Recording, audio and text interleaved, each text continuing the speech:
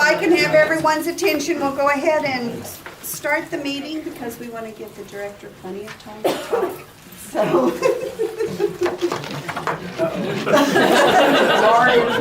I'm in trouble now. Okay. Did everyone get a copy of the minutes and have a chance to look at those minutes? Yes. Okay. If we did, could I have a motion to approve the minutes, please? So moved. Thank you. Second. Thank you. It's been moved and seconded that we approve the minutes from the last meeting. All in favor? Aye. Okay, thank you. And Freeland, you're on. The treasurer's report, please. Thank you. I'll make it quick. Since our last meeting, we've had a couple of transactions in the chapel fund. We had a distribution from Communities Foundation of Oklahoma, required distribution, and that was in the amount of $1,996.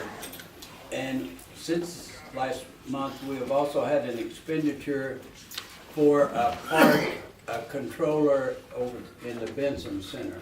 I think it's climate control, an expensive module, $651.55. That brings our balance. In the old prison chapel fund, we're still carrying $209.88. That's in a bank account. The new prison chapel care fund at the bank has $3,193.30, and the balance in the Communities Foundation Chapel Care Fund taken care of by the Communities Foundation, and that amount is $39,182.22. Any questions? We'll have papers around if you wish to, but anyway, we haven't had too many transactions until this time. Do I have a motion to approve the treasurer's report? I move to approve the treasurer's report. Thank you, Kelly. Thank you, Mr. Chafee. All in favor? Aye. Thank you. It's good to have so many of you here today. I know we have some visitors. I'm going to let Warden Melton tell us about all of those. I'm going to turn it over to you. Well, good afternoon. I appreciate you all joining us today for merging our quarterly advisory board along with our GED graduation. So those of you that can stay, I hope you can. It's always a great event. Besides the director, who I'm going to introduce a bit later, we have another guest, just one, I guess, so yes. far. But we've got kind of, not necessarily planned, but it worked out very nicely. We have some guests from far western Oklahoma, from Guymon. Yes, ma'am. And, I'm sorry. My name's Jamel King. I'm a new attorney out of the Guymon, Oklahoma Indigent Defense System office. And two others that will be joining us later are an assistant district attorney and a public defender as well? No, he's a private attorney. Private attorney, okay. Yes, ma'am. And they're here to learn more about the delayed sentencing program. So the deputy and Allison have been going out and trying to renew contacts with the judges. We're probably a little bit behind the curve. You know, judges have turned over many, many times since we've been here. And so to go back out and educate them about the diversionary programs that we have here, the delayed sentencing program, and then the balance has been upon completion. So we're always glad when we have people that come and actually want to see it live, because it's a very different experience if you can see it versus just reading about it on paper. So we're going to offer a tour for them when they're all here, and we're so glad, and hopefully you'll spread the word, and maybe others will want to come see more about what we do here.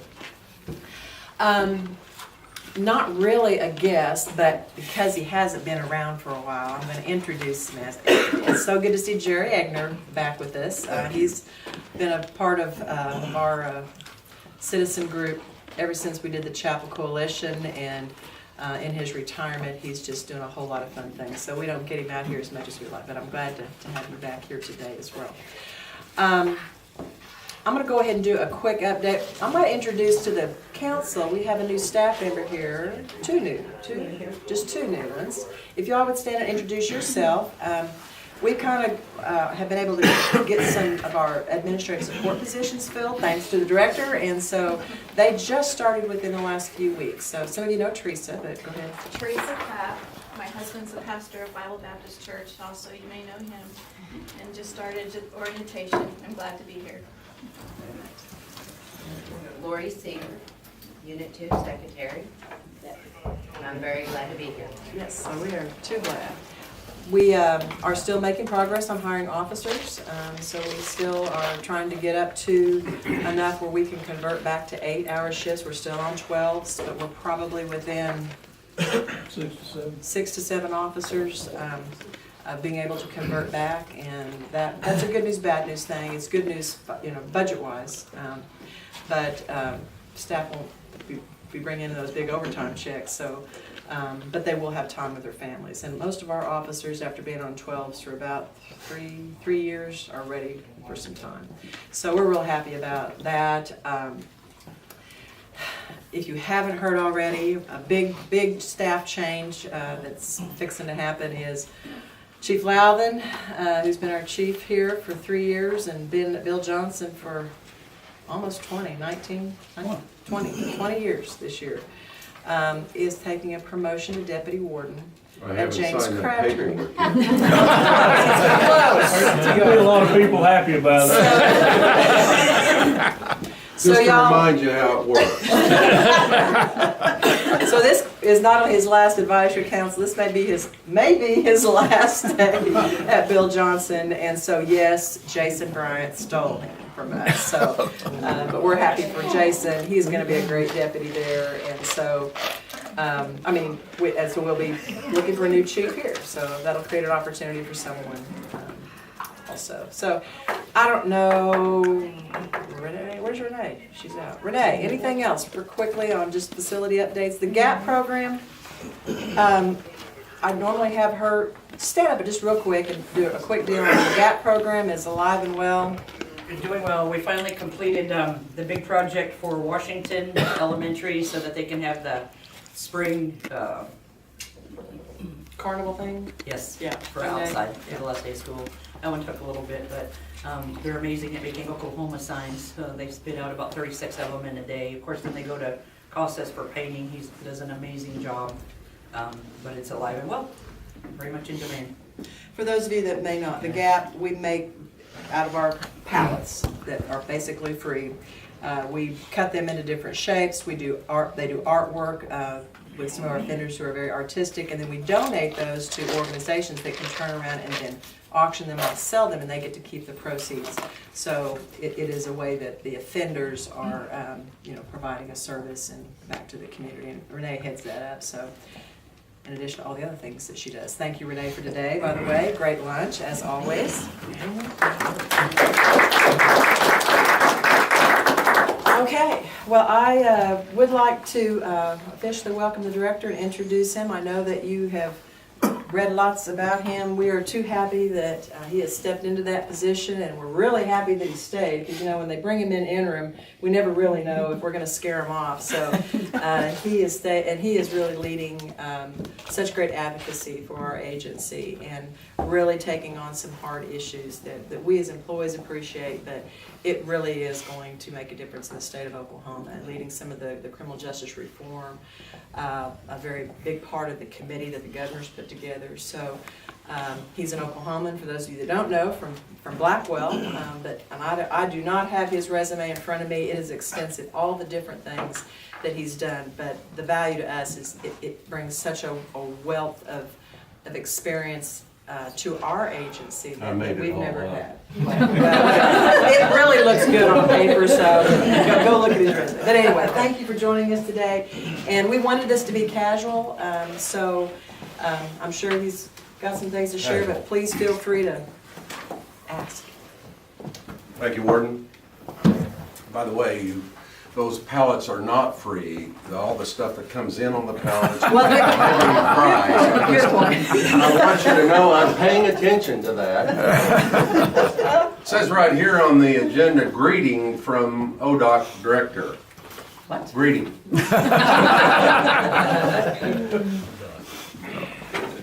Actually, I used to come to Allbaugh a lot, playing football and basketball back when I was young and down. So, had many good memories made playing Allbaugh Gold Bugs years ago. back when I had hair and could play. You were a Maroon? Yeah, don't ask me what a Marine is. Let me just talk for a few minutes, folks, because I know a lot of you are out of the business community. First, I thank you for stepping up as a community and providing assistance, guidance to this facility in the way you have for the last 25 or so years. This is an exception as opposed to the rule. I'd like to make it the rule during my tenure as opposed to the exception. Most of our community leaders are not involved where our facilities are. We have a footprint statewide in 52 facilities. And to my knowledge, this is the only one that there is an active community and a real partnership between the community, the citizens, and the facility. And I appreciate what you all do. I grew up in Blackwell, west of town, between Narden and Blackwell, on a farm, so still farm today. Used to be my farming paid for my politic, and now my politicking pays for my farming. Prices down.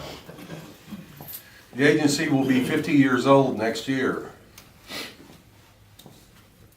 And we're operating exactly the same way we were 50 years ago. I don't know if you've ever seen a CRC, a consolidated record file, but it's a paper file that drives our system for every person who's in our custody. We have 60,886 people in our system. Roughly 28,000 of those are incarcerated. And the other 32,000 plus are in some type of supervision externally, either by the DAs or ourselves, or the DAs hire a private entity to do that. I wish I could sit down with DAs and have a really good conversation. Thank you all for coming from Texas County. Thank you. I think it's important that we outreach to you because you're handling so many of our folks that we end up with and fully understand what our programs are. We have 4,000 employees, a little less than 4,000 employees, about 1,700 correctional officers, 255 probation and parole officers, 1,700 versus 28,000 incarcerated. You can see that the odds are not in our favor. It is ugly. And let me set aside Bill Johnson for a minute because it is unique in our system. It is our most successful program that we offer. David Bourne and Burns Hargis run institutions of higher learning. I run an institution of lower learning. 94% of our population returns to society at some point. We know what to do with the hardened 6%. It's the 94% that I worry about. We're so overcrowded that we have beds in program space, and the agency for years has been shortchanged, in my opinion, on money to hire the sufficient number of correctional officers. Our turnover with correctional officers is 39% annually. So we're constantly training these people, and it costs a lot of money to train them. We don't invest in the people that have committed to make a career, as several here have at DOC. So we're trying to change the budget where we can have leadership training and progression training so folks can be retained and make DOC a career. Our pay, we start correctional officers at $12.78 an hour.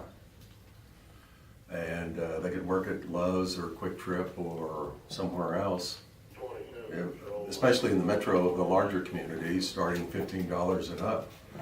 We have 3 large private prisons that we have to contract with for beds. We contract for about 7,500 beds annually, and that costs us taxpayers about $1.25 million a year. It's nuts the way we spend money.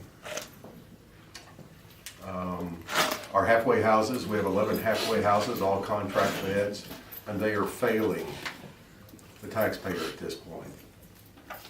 They're supposed to be in the places where it's the last step before inmates return to society. They're supposed to be equipped with a job, and the halfway houses are supposed to marry up the jobs with the talent. Most of our people don't have any talent, and they're failing at doing that.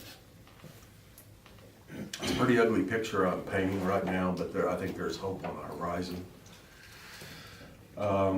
Since we started $12.74, $12.78 an hour, 36% of our staff across the agency qualifies for food stamps. They don't necessarily take advantage of it, but our pay agency-wide is so low that anyone below $23,850 a year can tap into food stamps. And we're not the only agency that happens to. It always has bothered me that the largest employer in the state of Oklahoma is the state of Oklahoma. It's all about leadership. So I show up, I've been in Texas for 23 years, Michael Blackwell went off and did something, came back. This opportunity came up through Governor Fallon and the Board of Corrections, the board members I should say, and I try to make changes everywhere I go for the better. Hopefully, however long I'm here, I want to leave the place in a much better shape than what I found it in. Today, you may have read where we received about $10.16 million not too long ago of money that should have come to us earlier in the fiscal year. The board made the decision that we couldn't annualize a pay raise, so we are doing a one-time stipend of $1,750 to every employee in our department that should have hit their checking accounts today. I wanted to make sure it was before the holidays because it always comes in handy. It's not a lot of money, but at least it's money that we can show some appreciation that, hey, we know you're out there, we know you're struggling, we want you to continue doing a good job. Next year's budget, I'm going to ask for a 5% pay raise. The budget's going to be tight. We had a board meeting in Helena yesterday. For the past 12 years, we've been funded at a level of around $484 million, and we're failing the job that we've been tasked to perform. We're essentially a warehouse agency. As I said earlier, our program space has been taken over by beds. Got a unit right out here, your rec unit. It's full of beds. It should not operate that way. The sad thing is, even though we have 27,000 and some incarcerated, there are 1,811 people today outside the system in county jails, probably some right here in Woods County, that have been sentenced, waiting to come into our system for a bed. And they don't exist. The last facility that the state built was in 1991, I believe, and that 1992, and that was H unit at McAllister.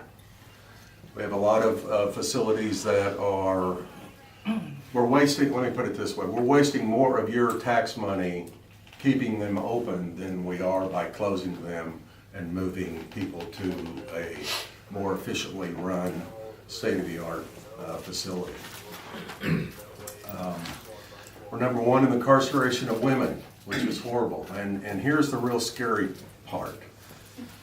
Over the next 10 years, we're going to gain, unless we change our criminal justice code, another 7,000 to 10,000 people in our system incarcerated. Incarceration of women will go up 60% unless we change our criminal justice code. And we have no place to put these people. 60%, over 60% are drug and alcohol related. Which brings me back to Bill Johnson. This is such a unique program. It is absolutely, I'm being redundant, but it is the most successful program that we have. Delayed sentencing, the RID program, it absolutely works. And that's why I wanted to not only come to the graduation GED, to arm these young men with something to look forward to when they graduate, but I wanted to say thank you to the community for everything that you do, that you have done, because without your support, this program, this facility would not be as successful as it is today. So, let me shut up for a minute, and I get more out of people asking me questions than preaching, as if it's Sunday morning. And I'm not a very good preacher anyway. I'm big on the sinning part, so. And yes, we're about 4 hours and 8 minutes to make this decision, but another challenge, speaking about the chief, our bench strength when we have 10 vacancies for deputies throughout our system right now. Becky, who was here a little while ago, she's a deputy here. I asked her to go down the road to John Lilly at Bowley, thank you. I don't know why we name all these facilities after people, because I don't know where in the world they are. But I've been to them all, I tell you that. So at Bowley, she's down there for 30, 45 days. She'll be coming back, don't worry. But she's giving us buying me some time to go find some qualified individuals to step up. We like to take captains and chiefs and other officers who have that inside experience and move them up through the ranks. There are several ways to get through our system into upper management, and our bench strength is so thin that I almost have to go out and recruit new leadership. Our employee ranks are getting old like me. So I'm very impressed that when I walk the yard here today, I see a lot of newbies. I call them newbies, new young people, 2 new employees that are joining us here. Thank you for that. I sign our paperwork just as quickly as I get it because we are way understaffed for the load that we're carrying. Okay, now I'll shut up. Questions? And if you have answers, please. I'm Ross Pro. I'm all here. Nobody has a question? Shocking. Madam President, thank you for what you do. As a matter of fact, I met your staff. I assume you all know that we have an incredible partnership with Northwestern. And I met, 10, 11? Yeah, had a staff meeting, so we got all of them today. together. Everybody was there, Yeah. and which is great timing for me, even though I think it was planned. But I didn't, you may have planned. But thank you. Those folks, and they're all young folks. Those folks are making a difference in these men's lives, whether the men recognize it. Now, they will recognize it at some point as they hopefully mature. But thank you for your partnership. A good partnership for us. It's a great partnership. We partner with many other schools. Oklahoma State has the Career Tech. Several other schools around the state try to help us, but our partnership is not as strong there as it is right here in Allbaugh with Northwestern. Will 780, the passage of state question 780 and then the... It's a start. Yes, ma'am. Oh. It's a start, but we're kind of nibbling around the edges, if you will. I was in Texas 23 years ago when we really started making a difference, helped rewrite the Criminal Justice Code. It took 3 legislative sessions. They meet every other year there, which is probably the right thing to do. A government that doesn't meet can't hurt you. Okay. Enough of the civics lessons, but, and you're keeping that out of it. I know it's on video, but you're keeping it out. But they were building prisons as fast as they could. Their population was in excess of 185,000 people incarcerated. And at that time, the population of Texas was only 17.5 million. Now it's 29 million. And because of the steps the legislature and the governors took at that time, it's now paying dividends 23 years later. They took another, 95, 97, 99. And then they did another bite in 2005 or 7 that rounded out that. But I can't poo-poo 780 because it's a baby step, but it's a start to try educating the population, the taxpayers, that the money that's allocated to corrections is essentially, we're buying beds and leasing beds to just put people in that they're not even better off in a lot of cases, they're worse off when they leave our system. We need to interdict with programs, keep people locally, and that's gonna put more pressure on the county jails and all county organizations, but it's much better to keep men and women closer to their home, their support groups. You go to Enid, we have a correctional center there. Most of those people are from Tulsa. Folks don't want to drive from Tulsa to Enid, even though there's 412 and it's an easy drive. It's too much. Well, these men and women need support. They need outside support as well as the inside support.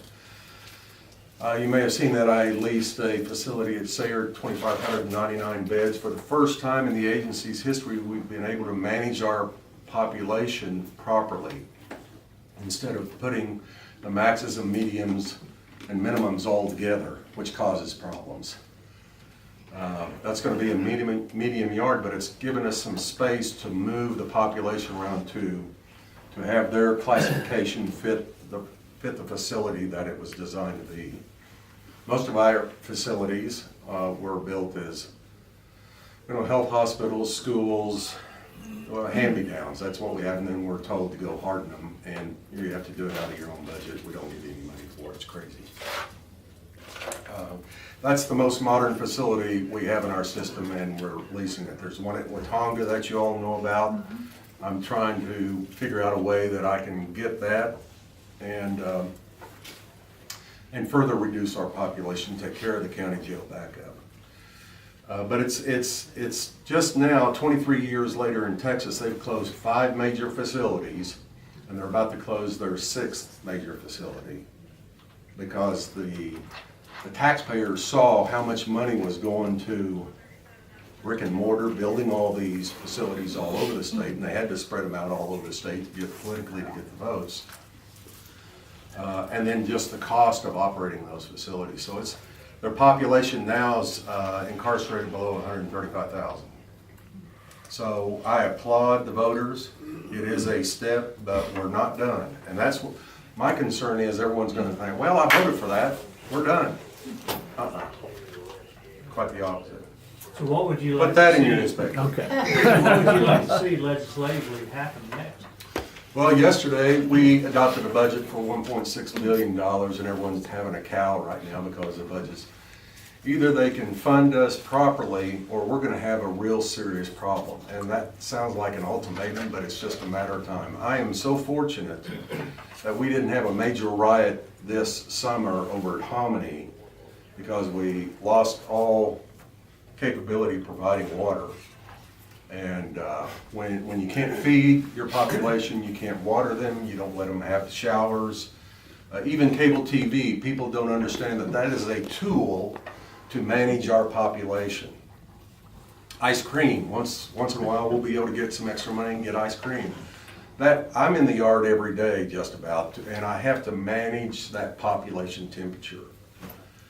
And given the size of our, I went through the 88 right down Stringtown, vowed I'd never do that again. You all know history, 73 was a really bad one at McAllister. McAllister is a black hole. We claim that it costs $88 a day to keep a maximum security prisoner there to the taxpayer, but actually it's about $288 a day because of the deferred, ignored maintenance, just the operation to keep that facility built in 1907 open. And the one at Granite's a little bit better shape. But the short answer is thank you for voting for it. That's not you personally, but I appreciate the state. It's a beginning. I'm talking too long, aren't I? It's 1 o'clock, isn't it? I have a question. Yes, ma'am. In talking to one of our patients that was in the other day, it was under my opinion that for it to be a felony, the drugs, they could have meth, they could have marijuana, they could have whatever, it goes to $1,000 now, right, instead of $500? It's changing the definition of felony, raising that threshold from $500, it's a felony to But does $1,000. that not include the drugs that are the amount of money No. that the drugs are worth? No. No. Because the person that was talking to us was thinking that it wasn't going to be good for arresting someone with meth or whatever, that they would go back out on the streets and there wouldn't be anything that could be done. Well, it is a step to educate the courts and quite frankly, try to reduce our intake. We take in between 120 and 150 people a day, men and women. And there's just no place to put them. And I'm trying to figure out what the goal is, to incarcerate all 4.9 million citizens of Oklahoma. At what point do we not take a different approach than one that Texas has and that Oklahoma definitely has, lock them up and throw away the key? We can't do that anymore. Because with 94% of these people returning to society, guess where they're gonna live? Next door to you, me, each one of us. And what do we want? We want good neighbors. So when we get them in our system, we have something like the delayed sentencing or the RIG program, we have a chance to change their thinking.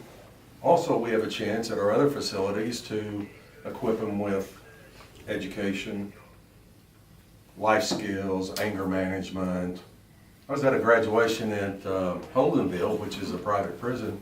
It's the largest graduating class we've ever had in our system. We had, I don't know how many are we having today? 30? Between 60 and 60? On all GED, right?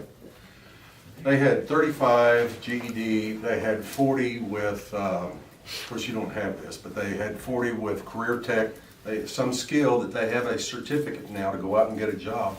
And they have 5 folks that had been awarded their associate's degree. We need to do more of that. That's the only way we're going to get ahead of this power curve. And what I have to do, I have to find temporary space to take care of our program now to get the beds out of the programs, out of the program space so we can start the programs. And then that 10-year, long-year program, I've got to convince the legislature, we've got to do something else. Because they're going to show up. And I can't stop them. Our intake is down at Lexington, the Assessment and Receiving Center. Law enforcement, and I appreciate what law enforcement does, but they pull up every day, south at the back door, they dump people out, and then, guess what? It's somebody else's problem. And I can't stop who comes into our system. I'm just the landlord. That's all I can do. So I know there's going to be some growing pains with this question, but we have to start somewhere. We may come back and have to adjust it. I don't know yet. But the status quo isn't working for anybody. Our recidivism rate statewide is below the national average. That's a good thing. What time are we doing this graduation? 1:30. Oh, so we have plenty of time.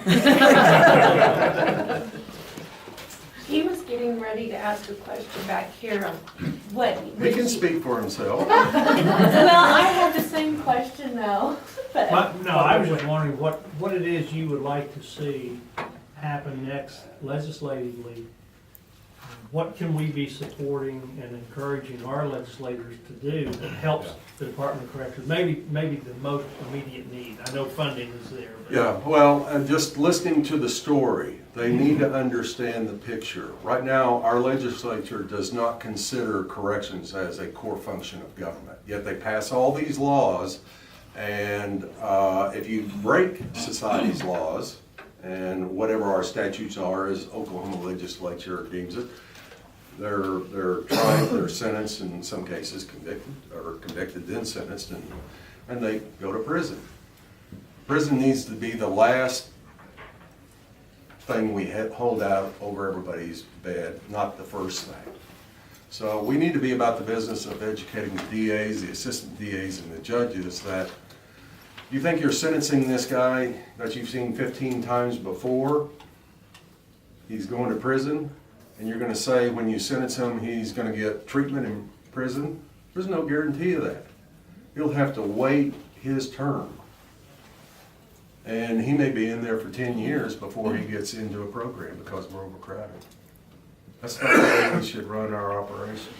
And what I would like is to double the size of this facility, because this is the most successful program we have.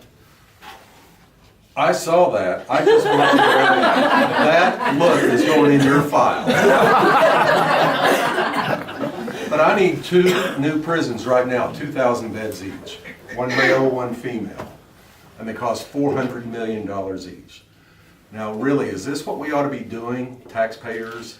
We need to be spending our money on education, starting down low, sorry. And then, now you've opened up Pandora's box, right? But either we educate and help these kids early on, or they're gonna end up in my custody or our custody later on. And what we're seeing, what we're reaping is the destruction of the family unit. And our fabric, and most of these men, I'll say, they join a gang because that becomes their family. They don't have a family at home. They don't have someone to tell them to be home and start their homework at 5:30. The women, for the most part, they get hooked up with some guy who's dealing meth or selling meth, and then they have 2 kids. And then guess what? She gets busted at the same time he gets busted. They're both in prison. Where are the kids? They're wards of the state now.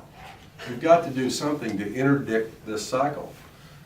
Why are you smiling so much? That's what she did. That's what I do. She's on the other end of that with the kids, yeah. I'm with the kids. I mean, it's Yeah. a total package, and until we address this as a total package, the governor, I applaud her for creating the criminal justice task force, but you know what we're focused on?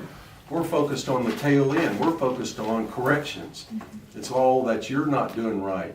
You're not doing correctly. You need more of this. You need more of that. Well, wait a minute. Let's start at the front end and talk about the whole picture. We're just the tail, and unfortunately, we're wagging the whole dog right now. A lot of people don't want to talk about corrections. I represent the ugly underbelly of society. I'm ugly enough the way it is, and these guys run from me when they see it. It's what I represent. Because they see me, I walk in, dollars. All you want is money. Well, we have to figure out what our priorities are. We can't be all things to all people. Sorry. Have I left out anything, by the way? No, I think you've covered it. Okay. I'm sorry. I'm just a regular guy. I farm. I call them as I see them. Some people like that. Some people don't like it. But I do believe the taxpayers of Oklahoma ought to be told what reality is, as opposed to, here's your $400 million, and you make it work somehow.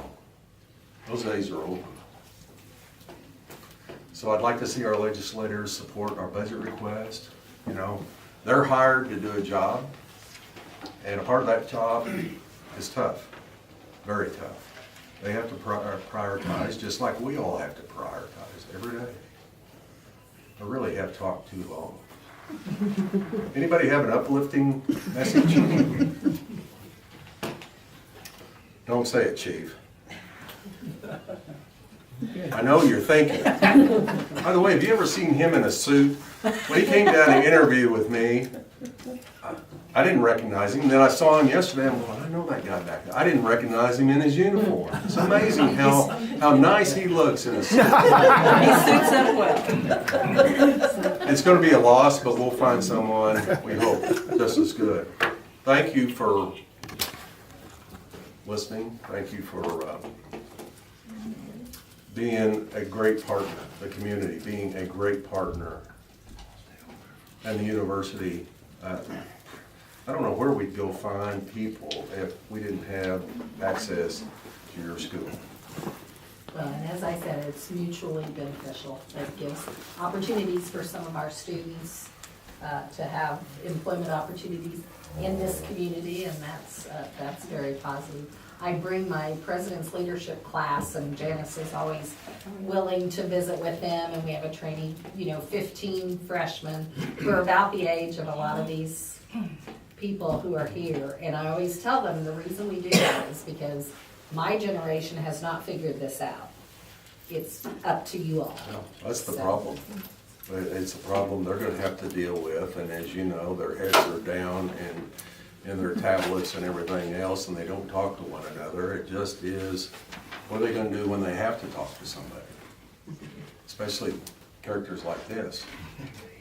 Not gonna end up very well. By the way, there's one last thing I've gotta say. It's kind of a three-legged stool, if you will.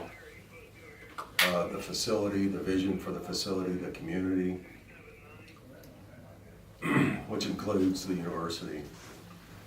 But if we didn't have Janice here, this program would not have been as successful. Pushing, prodding, probably asking you to do things that, what are you talking about? I don't want to do that. But without Janice, we would be on our backside. And I don't have enough wardens that can hold a candle to Janice. I wish I could clone her. But I can't.